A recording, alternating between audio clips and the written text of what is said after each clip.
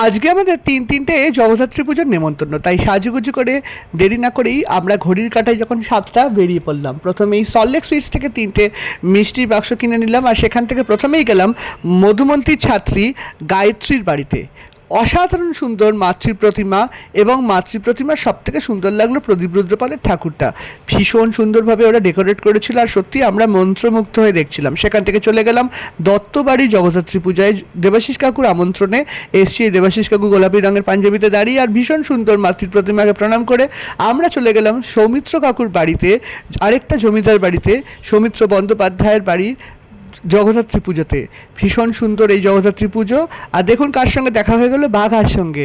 আর আমরা জমিদার বাড়িতে যখন এসেছি একটু বাড়িটা ঘুরে টুরে তো দেখবই, দেখে নিলাম। আর লাস্টে চলে গেলাম খাবার জায়গায়, আর চপ, লুচি, আলুর দম, পনির, পোলাও, মাছ দিয়ে দারুণ একটা ডিনার সেরে আমরা বাড়ি চলে এলাম।